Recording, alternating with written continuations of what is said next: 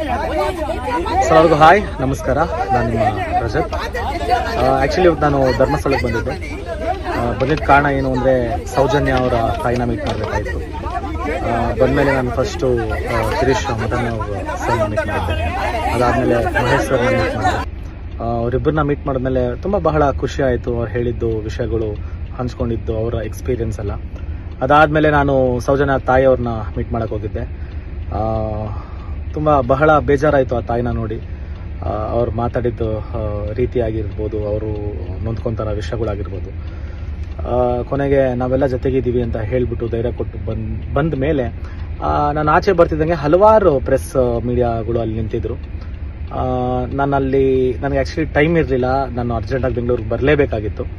But still ಅವರು ಇಲ್ಲ sir ಒಂದು ಬೈಟ್ ಕೊಡಿ ಅಂತ ಹೇಳಿದ್ದಕ್ಕೆ ಆಯಿತು ಸರಿ ಮಾತಾಡೋಣ ಅಂತ ಹೇಳಿ ಮಾತಾಡ್ತಾ ಇದ್ದೆ. ಮಾತಾಡಿ ಮುಗಿಸಿ ನಾನು ಕಾರ್ ಹತ್ತಬೇಕಾಗಿತ್ತು. ಆವಾಗ ನಾನು ಅಲ್ಲಿದ್ದೆ ಅನ್ನೋ ಒಂದು ವಿಷಯಕ್ಕೆ ಅದೊಂದು ವಿಷಯ ಇಟ್ಕೊಂಡು ಪ್ರೆಸ್ ಅವ್ರ ಮೇಲೆ ಸಡನ್ ಆಗಿ ಜಗಳ ತೆಗೆದ್ರು. ಅದು ಹೆಂಗಾಗೋಯ್ತು ಅಂದರೆ ಒಂದೆರಡು ಟಾಟಾ ಸುಮೋ ಬ್ಲ್ಯಾಕ್ ಕಲರು, ಆಮೇಲೆ ಓಮ್ನಿ ಅಲ್ಲ ಒಂದು ಓಮ್ನಿ, ಒಂದು ಮಾರುತಿ ಸುಜುಕಿ ಕಾರು, ಆಮೇಲೆ ಟೂ ವೀಲರ್ಸು, ಆಮೇಲೆ 4 ಆಟೋ ಎಲ್ಲ ಬಂದ್ರು. ಅದ್ರ ಸ್ವಲ್ಪ ಜನ ಮಾತಾಡ್ಸೋದ್ರು. ಅದಾದ್ಮೇಲೆ ಇನ್ನೇನು ಇಂಟರ್ವ್ಯೂ ಮುಗಿದ ಮೇಲೆ ಸಡನ್ ಆಗಿ ಕುಡ್ಲಾ ರ್ಯಾಂಪೇಜ್ ಅವನ ಮೇಲೆ ಏಕಾಏಕಿ ಹಲ್ಲೆ ಮಾಡಿ, ಆಮೇಲೆ ಇನ್ನೊಂದು ಪಾಪ ಪ್ರೆಸ್ ಅವರಿದ್ರು ಅವ್ರ ಮೇಲೆ ಹಲ್ಲೆ ಮಾಡಿ, ಅವ್ರ ಕ್ಯಾಮ್ರಾ ಎಲ್ಲ ಹೊಡೆದಾಕಿ ತುಂಬಾನೇ ಅವ್ರ ಪ್ರೆಸ್ ಅವ್ರ ಗೊತ್ತಿಲ್ಲ, ಅವ್ರ ಹೆಸರು ಗೊತ್ತಿಲ್ಲ, ಸಿಕ್ಕಾಬಟ್ಟೆ ಅವ್ರನ್ನ ಒಡೆದು ಅಂದ್ರೆ ತುಂಬಾ ಕೆಟ್ಟ ರೀತಿಲಿ ವರ್ತನೆ ಮಾಡಿ ಅವ್ರಿಗೆ ತುಂಬಾ ಡ್ಯಾಮೇಜ್ ಆಗೋ ತರ ಎಲ್ಲ ಒಡೆದು ಮಾಡಿದ್ರು. ಆಮೇಲೆ ನನ್ನ ಕಾರಲ್ಲಿ ಕೂಡಿಸಿ ನೀವು ದಯವಿಟ್ಟು ಹೋಗಿ ಸರ್, ನೀವು ಇಲ್ಲಿ ಇರಬೇಡಿ, ದಯವಿಟ್ಟು ಹೋಗಿ ಸರ್, ನಾನು ಏನ್ ಕೊಡಿತಾ ಇದ್ದಾರೆ, 1 ನಿಮಿಷ ಇರ್ರಿ, ಅವ್ರೇನ್ ತಪ್ಪು ಮಾಡಿದಾರೆ 1 ನಿಮಿಷ ಇರಿ ಅಂದಾಗ ಇಲ್ಲ ಕ್ಷೇತ್ರ ಬಗ್ಗೆ ಮಾತಾಡಿದ್ರು ಅಂತ. ನನಗೆ ಗೊತ್ತಿರೋ ಪ್ರಕಾರ ನಾನಂತೂ ಕ್ಷೇತ್ರ ಬಗ್ಗೆ ಯಾರು ಮಾತಾಡಿಲ್ಲ. ಅವ್ರು ಏನ್ ಮಾತಾಡಿದಾರೆ ನನಗೆ ಅದ್ರ ಬಗ್ಗೆ ಅರಿವಿಲ್ಲ.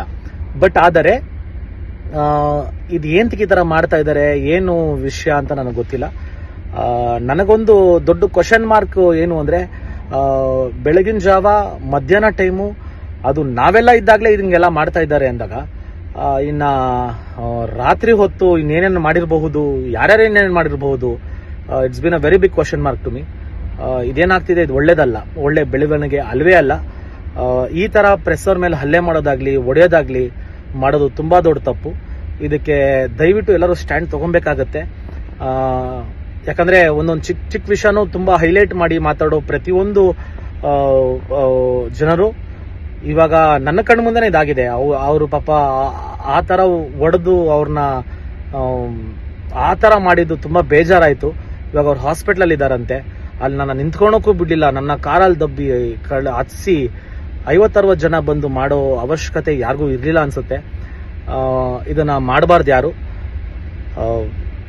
ಇದಕ್ಕೆ ಆಕ್ಚುಲಿ ಕಾನೂನು ಪರ ಗಿರೀಶ್ ಸರ್ ಆಗ್ಲಿ, ಆಮೇಲೆ ಮಹೇಶ್ ಸರ್ ಆಗ್ಲಿ ಅದೇನು ಸ್ಟೆಪ್ ತಗೊಂತಾರೋ ಅದಕ್ಕೆ ನಾವು ಬದ್ಧರಾಗಿದ್ದೀವಿ. ಆಮೇಲೆ ನಾನೇನು ಹೇಳಬೇಕಾಗಿತ್ತು ಅದನ್ನ ಹೇಳಿದ್ದೀನಿ. ಆಮೇಲೆ ನಾನಂತೂ ಯಾವುದೇ ಕಾರಣಕ್ಕೂ ಯಾವ ಕ್ಷೇತ್ರ ಬಗ್ಗೆನೂ ಮಾತಾಡಿಲ್ಲ, ಆಮೇಲೆ ಯಾವ ಇದ್ರ ಬಗ್ಗೆನೂ ಮಾತಾಡಿಲ್ಲ. ನಾನು ಮಾತಾಡ್ತಾ ಇರೋದು ಒಂದೇ ಒಂದು, ಸೌಜನ್ಯಗೆ ನ್ಯಾಯ ಬೇಕು. ಯಾರೇ ಮಾಡಿರ್ಲಿ, ಆಗರ್ಭ ಶ್ರೀಮಂತನೇ ಆಗಿರ್ಲಿ, ಇಲ್ಲಾಂದ್ರೆ ಒಬ್ಬ ತೀರಾ ಬಡವನೇ ಆಗಿರ್ಲಿ, ಯಾರೇ ಮಾಡಿದ್ರು ನಮ್ಗೆ ಆ ವ್ಯಕ್ತಿನ ತೋರಿಸ್ಕೊಡಿ, ಅವನಿಗೆ ಶಿಕ್ಷೆ ಕೊಡಿ. ಸೊ ಇದನ್ನ ಏಂತಕ್ಕೆ ಬೇರೆ ತರ ತಿರುಗಿಸ್ತಾ ಇದ್ದಾರೆ, ಆಮೇಲೆ ಬೇರೆಯವ್ರ ಮೇಲೆ ಹಲ್ಲೆ ಎಂತಕ್ಕೆ ಮಾಡ್ತಾ ಇದಾರೆ ನನ್ಗೆ ಅರ್ಥ ಆಗ್ತಾ ಇಲ್ಲ. ಆಗೋದೆಲ್ಲ ಒಳ್ಳೇದಕ್ಕೇನೆ. ಇದನ್ನ ಮಾಡಿದವ್ರಿಗೆ ತಕ್ಕ ಪಾಠ ಆಮೇಲೆ ಶಿಕ್ಷೆ ಆಗಲೇಬೇಕು. God bless.